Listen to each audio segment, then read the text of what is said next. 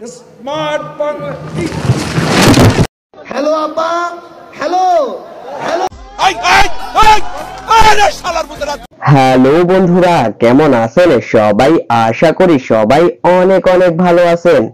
আজকের ভিডিওতে আপনাদেরকে দেখাবো রাজনৈতিক নেতাদের হাস্যকর ভাইরাল ডায়লগ। গালি দিই না, দিতে রুচিও নাই, তবে একটু না বলে পারি না। সকলের হাতে মোবাইল ফোন।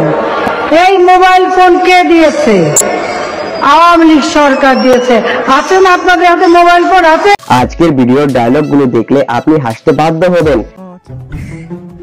ভাই আজকে আমার মন ভালো নেই, তো আপনি একটু হাসান। আমি আপনাকে কেন হাসাবো? কারণ আপনার নাম সাকিব আল হাসান।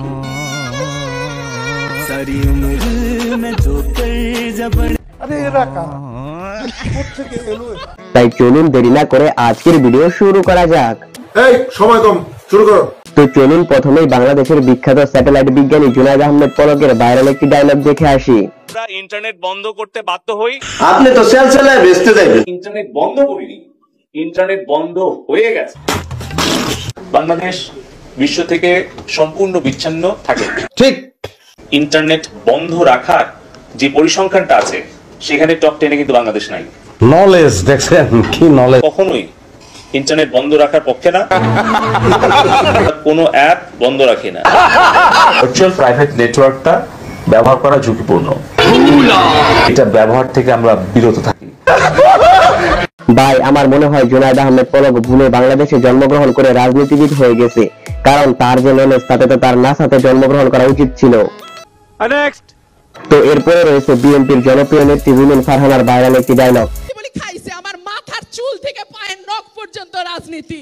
আমি রাজনীতির বাইরে কথা বলবো কেমনে?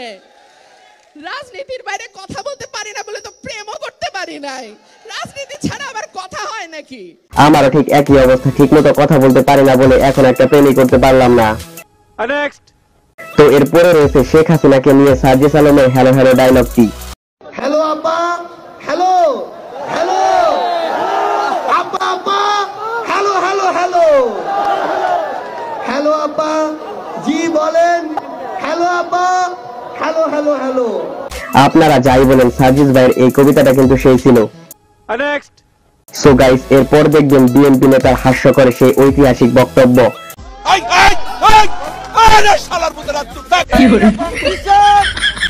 আল্লাহ সহ্য করবে না। যার আই তুমি ঠিক দাও কেন? ওই শালার ভিতরে মুনাজাত কর, মুনাজাত কর। আল্লাহ তোমার কাছে বিচার দিলাম, আওয়ামী সন্ত্রাসীদের সাথে। ওই ওই এটা করে কোনদিন মনে মনে কবি শালা। ওই ওই এটা করে কোনদিন মনে মনে কবি শালা। ভাই, এসব রাজনৈতিক নেতা আছে বলে আমাদের দেশে বিনোদনের অভাব হয় না।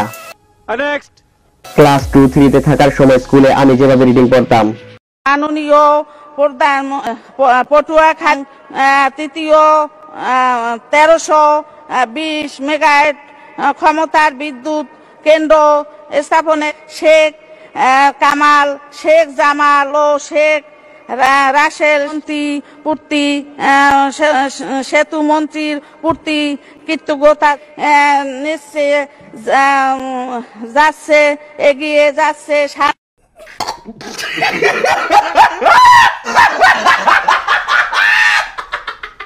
আচ্ছা, এই রিডিং পড়ার সাথে কার কার ছোটবেলার রিডিং পড়ার মিল আছে কমেন্টে জানাতে পারেন। সো গাইস, এরপর দেখবেন ওবায়দুল কাদের ওরফে কাওয়া কাদেরের ভাইরাল হাস্যকর ডায়লগ। জ্বালা হেরে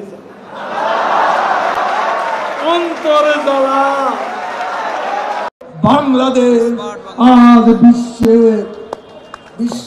who are dictating me, get out. মানো তোমার ব্যানার না মানো, তোমার হুমায়ুন তোমার ব্যানারই তো নিজের ব্যানারই তো। কাদের কাকুর এই বিনোদন গুলো এখন প্রচন্ড মিস করি, তিনি থাকলে আমরা আরো কত না বিনোদন পেতাম। তো এরপরে রয়েছে আমাদের সবার প্রিয় হাসু আপার ভাইরাল হাস্যকর ডায়লগ। খালেদা জিয়া কি করেছিল জানেন? মুরগির উপরেও বোমা মেরেছে। এইটা কি কোনো এটা আইসো রতনে রতন চেনে শিয়ালে চেনে কচু। কি বললা? আই তুমি কি বললা? রতনে রতন চেনে শিয়ালে চেনে কচু। আমি কিছুতেই মেনে নিতে পারবো না। বেগুন দিয়ে বেগুনি না খেয়ে আরো যে সবজি সহজলভ্য আছে সেটা দিয়ে খেলেই হয়, আমরা তাই খাই। কি মানুষ রে বাবা। মিষ্টি কুমড়া দিয়েও খুব ভালো বেগুনি না বানায়, মিষ্টি কুমড়া দিয়েও বেগুনি বানানো যায়, সেভাবে আমরা করি, সেভাবে করা যায়। বাচ্চা থাকো চিরকাল চিরা খাও বেড়ার বাল। আমি হাসু আপাকে মিস না করলেও হাসু আপার স্পেশাল সব রেসিপিকে খুব মিস করি। সো গাইস, এরপর রয়েছে আমাদের সবার প্রিয় শোরুম আল হাসান ওরফে সাকিব আল হাসানের হাস্যকর একটি ডায়লগ। আমি আবারও আমাদের শ্রদ্ধেয় নেতা আমি আবার ক্লান্ত পথচারী, এই কাঁটার মুকুট লাগে ভারী। আরে ভাই সরি, দুঃখিত। সরি বললেই সব সমস্যার সমাধান হয়ে যাবে। সাকিব আল হাসান ক্রিকেট ছেড়ে রাজনীতির মাঠে খেলতে এসেছিল, কিন্তু এখানে খেলা শুরু করার আগে তিনি আউট হয়ে গেলেন। সো গাইস, আমাদের ভিডিওর সর্বশেষে রয়েছে শামীম ওসমানের ব্যাপক জনপ্রিয় একটি ডায়লগ। এখন তো সময় শেষ, তুইও সমান আমিও সমান, 24 তারিখের পরে আসো খেলবো, খেলা হবে। তো আজকের ভিডিওটি আপনাদের কাছে কেমন লেগেছে কমেন্টে অবশ্যই জানাবেন, আর ভিডিওটি ভালো লাগলে চ্যানেলটি সাবস্ক্রাইব করে দিবেন।